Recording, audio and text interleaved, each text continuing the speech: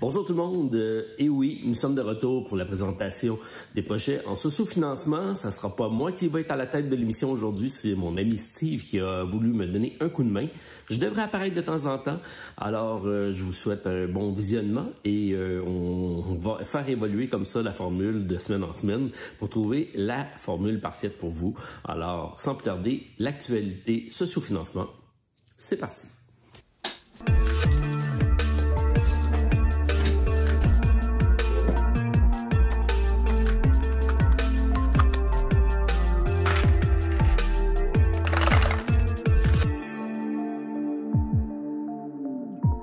Salut à tous, Steve pour la Société des Jeux. Premier Kickstarter de la semaine, c'est le premier jeu de David Carmona et de Karen Nguyen, Nikojima, un jeu de 1 à 5 joueurs pour des durées d'environ 20 minutes. Nikojima est en fait l'île Osha au Japon. Un réseau électrique se développe pour alimenter les différents quartiers animés de l'île. L'installation de poteaux électriques devient de plus en plus complexe du fait de l'étroitesse du territoire. Nikojima est un jeu d'adresse et de dextérité en bois dans lequel vous devrez maintenir en équilibre toute une installation. Les joueurs doivent à tour de rôle placer ou empiler des denshu, les poteaux électriques, en respectant les emplacements sans qu'aucun câble suspendu ne se touche. Mais attention à ne pas être celui qui fait tomber la structure du jeu. Le jeu demande en fait une réflexion, une concentration, d'habileté. Il y a un mode compétitif et coopératif du jeu. Maintenant, si nous allons voir la campagne ici, on voit que c'est des belles structures en bois avec un assez beau visuel. Ça reste un jeu de dextérité, donc c'est selon vous savoir si on fait vraiment un Kickstarter pour ça. Le Kickstarter présentement va très bien en début, sera disponible en plusieurs langages, dont en français. Dans le fond, comme vous pouvez voir, il y a des extensions qui vont être des Kickstarter exclusifs, donc ça peut être intéressant. Si vous voulez une boîte en bois, je trouve que c'est un petit peu de surplus pour rien. Une nouvelle extension qui va rajouter des contraintes physiques, comme on peut voir. Ici, on peut voir le matériel, justement, des belles composantes en bois, des couleurs qui sont bien distinctes. Les chats, les belles silhouettes, on utilise justement un petit screen print vraiment intéressant. Ça semble être des manières recyclées, comme on peut voir. Aussi qui est très intéressante, il y aura des exclusivités comme vous pouvez le voir aussi. Par contre, c'est un jeu qui va être excessivement dispendieux, comme vous pouvez voir le 79 €. C'est sûr que le matériel par exemple est conséquent avec ça. Il y aura un lancement de dés avec on va avoir un petit tapis, plein de petites choses, des extensions comme vous pouvez voir. Il y aura justement des ajouts, des add-ons qu'on pourra ajouter. Là, on nous explique les règles justement pour poser les chats. Les règles sont déjà disponibles, ce qui est très bien. Nous avons une classique reviewer disponible. Il y aura plusieurs stretch goals au fur et à mesure de la campagne qui va se débloquer niveau shipping. Si vous allez à Essence, il n'y aura pas de frais de livraison. Pour la France métropolitaine, vous voyez, c'est vraiment des prix vraiment très abordables. Ça peut être très intéressant pour vous. Au niveau du Canada, je vous conseillerais plutôt d'attendre peut-être une version retailer. Donc, c'était Nikojima. Ensuite, nous avons Tiny Ninja Tournament, un jeu de 1 à 4 joueurs, 5 à 20 minutes. Dans ce jeu, dans le fond, ça va être un jeu d'adresse, encore un jeu de dextérité. En fait, ça ressemble un petit peu à un jeu de fête foraine, où est-ce que vous allez avoir différentes manipulations à faire. Il y en a un qui c'est avec des petits jetons, comme ici, c'est un petit arc à flèche qu'on pourrait avoir, ou une arbalète qu'il faut faire tomber des objets. Ensuite, nous avons un avec des espèces de pitch-notes qu'il faut envoyer dans certains cercles, mais il ne faut pas aller trop à l'extérieur. Ensuite, nous avons des petits disques, justement, que nous allons tenter de rejoindre certains objets. Ensuite, il y en a un que c'est faire rebondir une balle à travers un trou. Et le dernier, c'est justement de faire le pitch-note encore dans des cercles qui glissent. C'est un jeu d'adresse assez classique. On relance aussi les anciennes campagnes que nous avons, pour ça que vous voyez un All-in Pledge avec tous les anciens jeux de la compagnie. C'est vraiment pas un jeu que je verrais m'acheter sur Kickstarter, mais que c'est un jeu que vous allez éprouver beaucoup de plaisir, d'après moi, avec des jeunes enfants, des enfants en bas de 8 ans. On va éprouver un certain plaisir, peut-être des jeux aussi dans des pubs ludiques, mais c'est pas un genre de jeu qu'on va sortir fréquemment. C'est un jeu qui va être acheté, il va être joué, il va être facilement revendu selon moi. Par contre, il y a un très très beau visuel et un très beau matériel. Pour un coût, justement, pour le jeu de base, on parle ici de 41 $ canadiens, donc aux alentours, je crois, de 25 € peut-être aux alentours. Donc, il y en a, par contre, vous en avez une multitude. En fait, ici, c'était display. On va aller voir plus bas, justement, voir qu'est-ce qu'on a. En fait, c'est exactement ça, c'est 27. Plein de... On voit les stretch goals, il y a des puzzles aussi, si vous voulez. Ça, c'est les anciens jeux qu'il y avait avant. Je me suis pas trop attardé. Un placement de dés, on dirait. Donc, plusieurs plages disponibles pour tous les autres jeux comme nous avons. Sinon, pour le shipping, qu'est-ce que ça donne? Dans le fond, au niveau Canada, on parle de 16 à 20 $, 24 $. Donc, un shipping assez qui fait du sens. Sinon, pour l'Europe, ça va être dans les mêmes prix. On voit la France, la Belgique, République tchèque, c'est tout dans les mêmes eaux. Donc, c'était ça pour le jeu Tiny Ninja Tournament. Ensuite, nous avons Let's Go to Japan du designer Josh Wood qui a fait Santa Monica Cat Lady. C'est un jeu de 1 à 4 joueurs de 45 à 60 minutes. Les mécaniques sont du draft et du collection d'ensemble. Dans Let's Go to Japan, vous êtes un voyageur qui planifie puis vit ses vacances de rêve au Japon. Le jeu se compose de 13 jours au cours desquels les joueurs pigent des cartes d'activité illustrées par des artistes basés au Japon et les placent stratégiquement à différents jours de leur semaine. Ces attractions touristiques incontournables vous feront rebondir entre Tokyo et Kyoto alors que vous essayez de trouver des activités optimales pour maximiser votre expérience tout en équilibrant vos ressources. Le jeu se termine par un dernier tour au cours duquel vous effectuez finalement le voyage prévu en activant chacune de vos cartes dans l'ordre que vous avez programmé. Le joueur qui collecte le plus de points de victoire à la fin de son voyage l'emporte. Il faut surtout s'assurer d'avoir des ressources nécessaires pour votre programmation et de bien planifier votre transport entre Kyoto et Tokyo. Donc, au niveau de la campagne, c'est un visuel je trouve assez joli. On parle d'un jeu, par contre, d'AEG, donc vous pouvez être certifié que ça va se retrouver en boutique. Donc, on va aller voir les exclusivités qu'on pourrait retrouver. Donc, on voit justement les beaux visuels. Donc, qu'est-ce que nous avons dans le jeu de base? Un jeu à 39 $, ça va être 39 $ américains, je suppose. Oui, on parle de 54 $ canadiens. Donc, il y a des player boards à 4 joueurs. Des petits tokens en quantité industrielle et un Kickstarter exclusif qui est en fait une version de luxe qu'on pourrait dire, avec un bel emballage. Un 5e joueur qu'on va rajouter, les petits tokens vont être en bois, ce qui est toujours bon pour éviter que ça s'abîme. Donc c'est toute une deluxification. Donc je trouve que c'est quand même bien pour un Kickstarter, ça a une utilité, puisque si vous voulez des produits de luxe, vous avez l'option. Mais on vous offre quand même le retail. Le retail, d'après moi, n'aura vraiment pas la même popularité.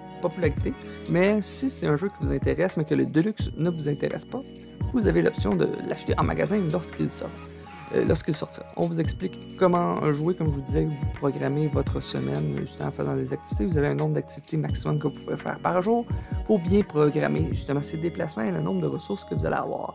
Il y aura justement des petits stretch goals, une bonne quantité. Je présume qu'il va peut-être avoir certaines cartes qui ont été Kickstarter exclusives. Vous pourrez voir la campagne plus tard, justement, si vous voulez aller la vérifier. Donc, d'autres stretch goals, on va aller voir le shipping. On voit justement, c'est 69 $ pour le produit de luxe. Donc, raisonnable. Ça semble un jeu assez simple. C'est un petit peu cher. Donc, si quelque chose qui vous intéresse, j'attendrai la version retail. Donc ici, justement, des produits, des prix de shipping assez raisonnables, je vous dirais, surtout pour le Canada, en Allemagne également. Si on parle de l'Europe, justement ici, également 18-20 $, donc des prix assez raisonnables. Donc c'était Let's Go to Japan. Vous avez déjà voulu incarner un rôle de forgeron? Eh bien, je vous présente le jeu Forge du designer peu connu Wesley Woodbury, un jeu de 2 à 4 joueurs, 90 à 120 minutes. C'est un jeu de la mécanique principale, le placement d'ouvriers. Forge est un jeu de placement d'ouvriers, comme je vous disais, dans lequel les joueurs jouent le rôle des maîtres forgerons exploitant et développant de grandes forges dans l'Europe médiévale. Les joueurs commencent le jeu avec un atelier de forgeron de base rempli de tous les outils dont ils ont besoin pour forger les objets les plus élémentaires. Les joueurs envoient leurs assistants et leurs maîtres forgerons pour accomplir des tâches dans la ville et hors de la ville afin d'acquérir des ressources nécessaires pour développer leur forge et remplir des contrats. Les joueurs travailleront pour accomplir différentes réalisations tout en acquérant des points de victoire au fur et à mesure que le jeu progresse. Les joueurs essaient de gagner le plus de points de victoire grâce à une série de méthodes différentes Le jeu se termine lorsqu'un joueur a accompli 5 réalisations différentes. Le tour en cours sera terminé, puis un décompte final aura lieu.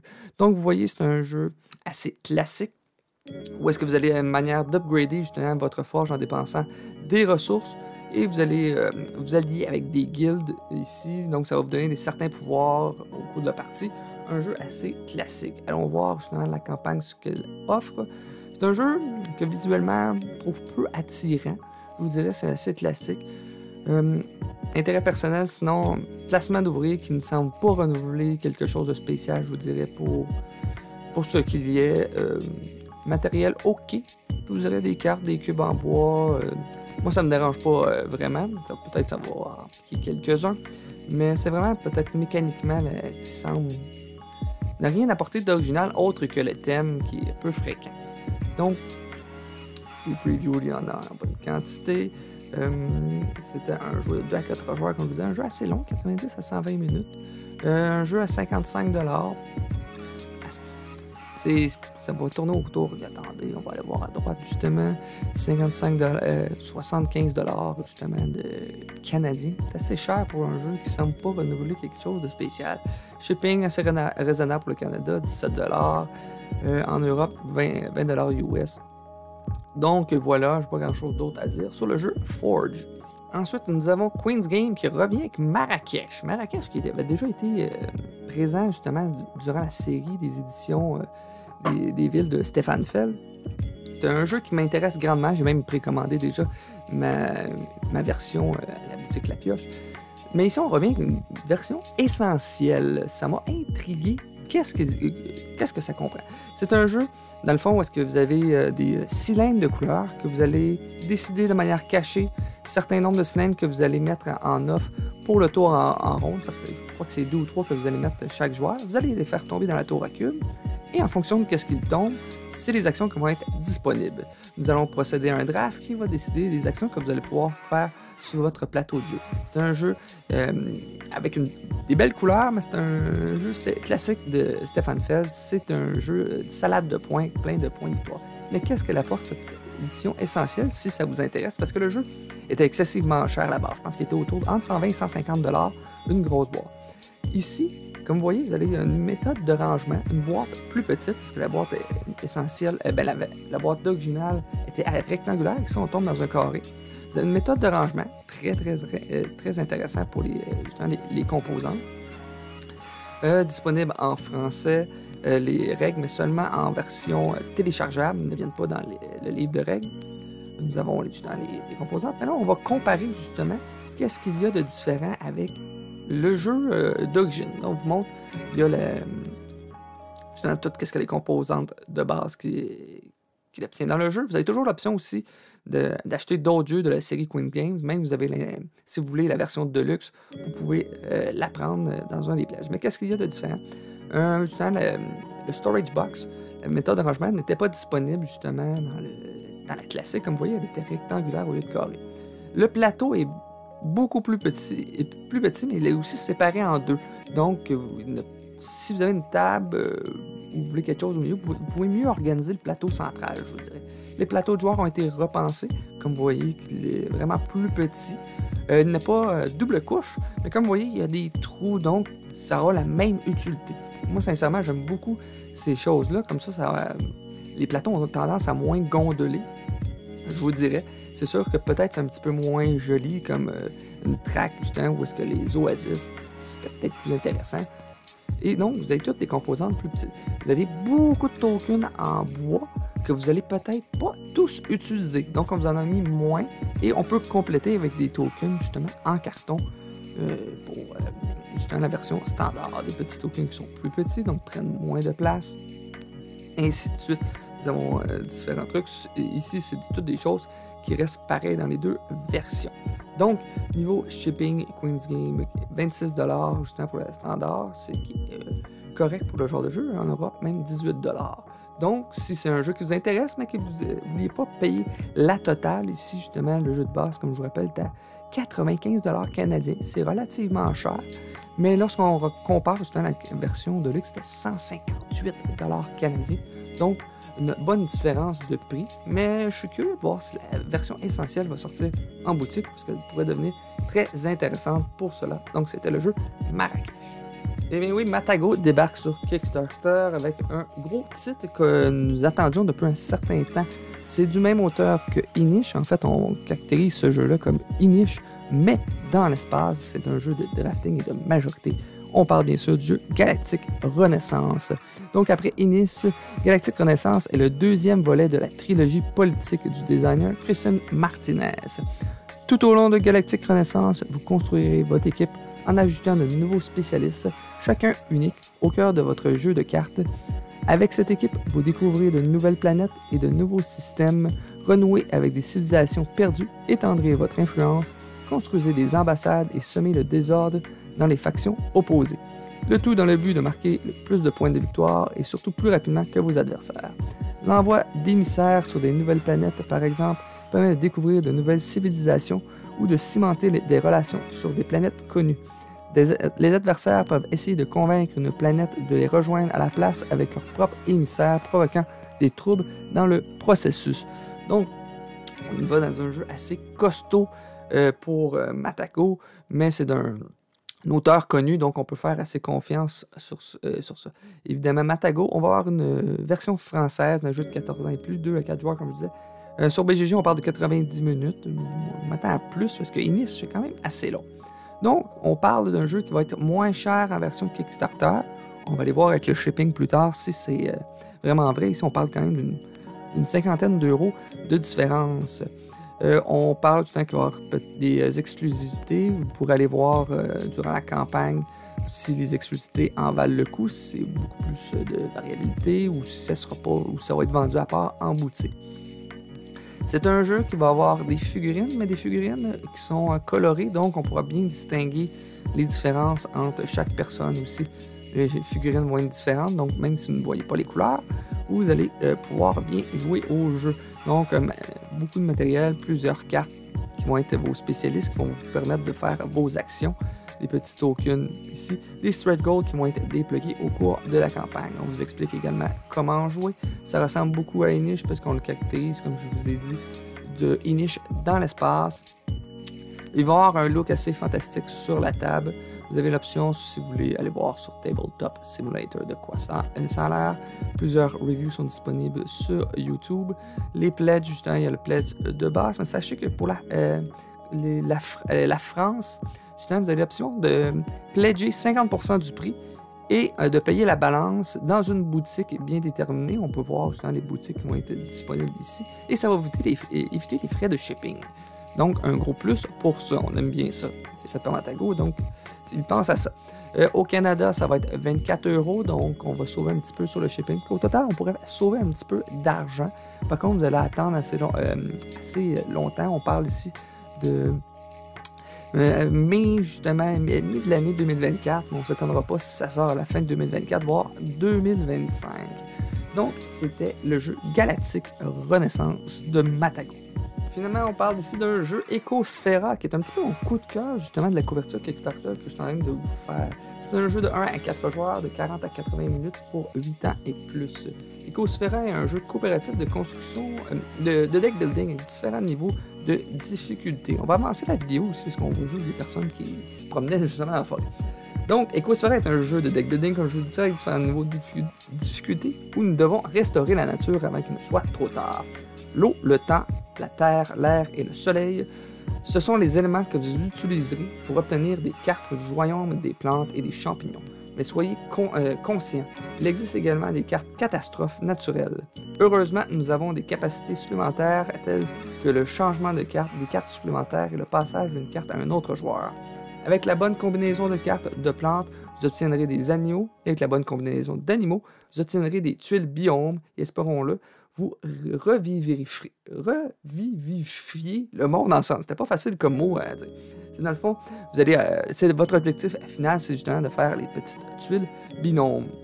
Donc, un visuel assez attrayant, comme vous pouvez voir. On va aller voir justement la campagne, on va vous expliquer un petit peu plus. Donc, Ecosphera, c'est de Julia Johansson et Albert Pinella qui sont, je crois que c'est leur premier jeu qui semble intéressant. On peut aller voir. Ouais, c'est un jeu qui a été peu connu pour l'autre jeu. Mais que vous pouvez pledger si c'est quelque chose qui vous intéresse. Donc, comme je vous disais, 60 minutes sur BGG, on parle de 40 à 80 minutes. Un petit deck building co-op, 60 minutes aurait peut-être plus de sens. C'est un jeu très abordable, on parle d'un jeu de 27 €. Donc, très intéressant. Vous pouvez pledger à 1$ si vous voulez les encourager. Vous avez même une version print and play si vous le désirez. Sinon, ça vous revient en canadien à 40$. Donc, un visuel, je trouve très intéressant. Ça, c'est le tuile biome, comme vous me disiez, dans le fond. C'est que vous allez tenter de faire une combinaison de plantes. Les plantes, après ça, si vous avez les bonnes combinaisons de plantes, vous allez pouvoir attirer des animaux, une bonne combinaison d'animaux. Vous allez pouvoir faire justement les fameuses biomes qui vont, lorsque vous avez tout reconstruit, vous l'emporter. Par contre, si vous ne pouvez pas mixer des cartes ensemble, vous allez avoir des cartes désastres et à un certain moment, il y aura des tuiles extinction. Le livret de règles, en plus, sera disponible en français durant la campagne. Donc, vous avez un pledge durant la première 24 heures, mais lorsque la vidéo passe, c'est déjà terminé. Vous avez, dans le fond, l'option d'avoir leur deuxième jeu. En plus, il y aura justement vous allez avoir l'édition Kickstarter, vous allez avoir des expansions d'inclus. Vous pouvez en avoir, si vous voulez un poster signé, vous avez une nouvelle version, là, je crois que c'est pas vraiment très intéressant. Vous allez avoir différents stretch goals qui vont être débloqués durant la campagne. D'après moi, on va débloquer de plus en plus de cartes.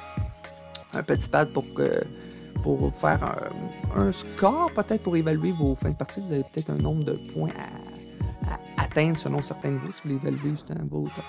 Donc, un petit setup de cartes, c'est un jeu qui prend pas trop de place, je dirais, comme une place assez moyenne. Visuel vraiment très magnifique, minimaliste, que j'aime vraiment beaucoup, avec des icônes qui semblent très claires. Justement, vous allez mixer des cartes, comme vous voyez, des arbres et des champignons qui vont attirer, justement, comme ici, vous pourrez attirer un chevreuil. Mais comme je vous disais, si vous ne réussissez pas à mixer certaines choses, il y aura des cartes désastres. Si vous accumulez trop de cartes désastres, dans le fond, dans votre main à votre tour, vous perdez votre tour. Par contre, il y aura des effets de cartes qui vous permettront de défausser ces cartes-là ou de les donner à quelqu'un d'autre qui pourrait en avoir moins en main. Donc, moyen de s'en débarrasser. Pas juste le hasard. Donc, le but du jeu sera tout de même de faire les 6 biomes, comme vous voyez ici. Donc, il y aura plusieurs reviewers qui l'ont vu. Je vous dirais, si vous voulez apprendre le jeu avec des règles, j'aime beaucoup, justement, ce YouTuber-là, Picky Board Game, explique vraiment très bien avec une beau visuel qu'il fait. Par contre, il est en anglais. Si vous voulez en français, je crois qu'il y a quelqu'un que je connais pas qui fait la présentation de Ecosphera. Donc, niveau shipping, on va descendre en bas. Plusieurs vidéos. Même Dice Tower a fait une petite présentation du jeu. De mémoire, le shipping est un peu plus bas. On parle vraiment beaucoup de flafla. On parle de mars 2024. Ça risque d'être un petit peu plus vu que c'est une petite compagnie, mais ça reste un jeu de cartes, donc c'est assez simple à produire normalement. Donc, il n'y aura pas de frais de douane. Il y aura peut-être justement un free shipping pour une certaine région. On parle de Barcelone et que c'est mis. Sinon, en Europe, c'est vraiment peu cher, 8 €. Même au Canada, on parle d'un 14 € à ce prix-là. Je vais peut-être finir par être tenté pour ce petit jeu, justement, coop, qui est le jeu Ecosphera. Donc voilà, c'était le dernier jeu de la semaine. Dites-moi en commentaire, justement, quel est votre jeu qui vous intéresse le plus dans cette liste. Sinon, on se revoit prochainement. Ciao!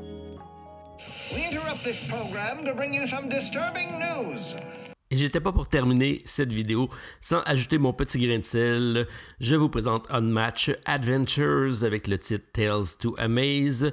C'est un jeu de la compagnie Restoration Game, un jeu coopératif épique de pulp adventure et de film de série B, dans lequel 1 à 4 héros vont devoir confronter des vilains.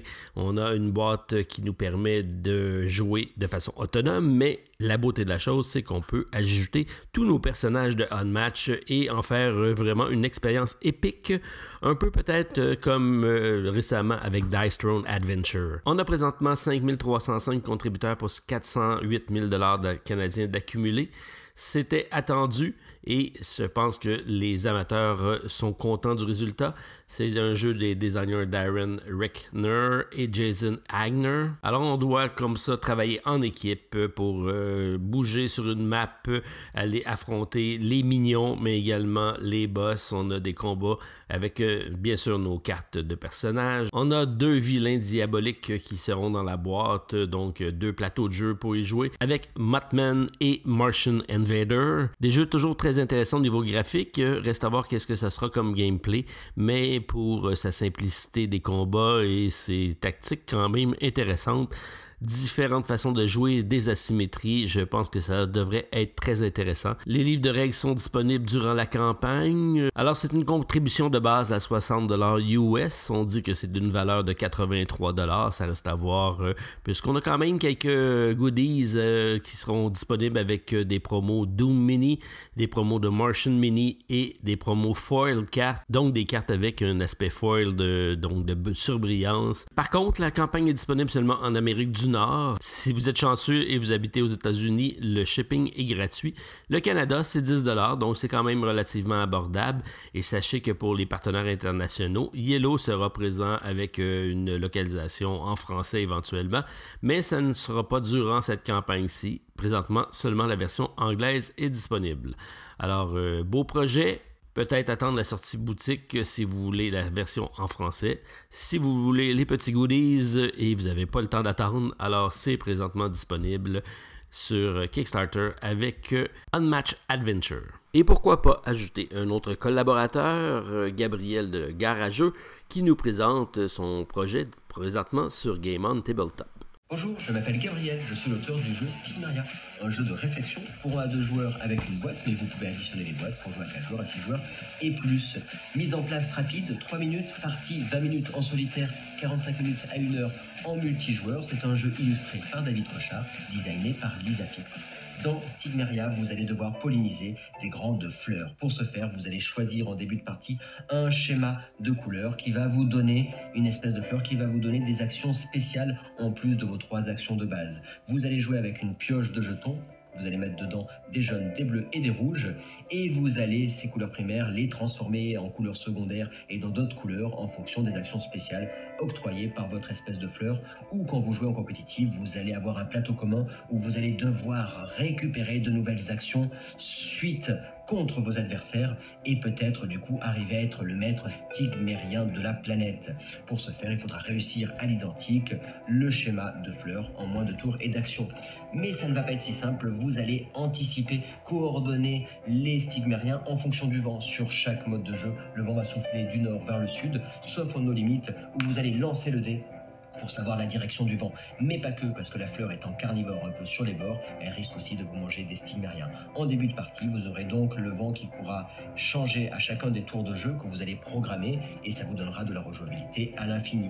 Vous avez 4 niveaux de difficulté avec 5 espèces de fleurs, ce qui vous permet de jouer de longues heures à Stigmeria. Si le jeu vous intéresse, il est disponible du 20 mars au 17 avril sur Game On Tabletop et vous pouvez retrouver toutes les règles à la Garageux. Stigmeria, jeu de réflexion, j'attends plus que vous. Alors, c'est ce qui complète notre vidéo de cette semaine. J'espère que vous avez apprécié. On devrait faire évoluer la formule au courant des semaines à venir.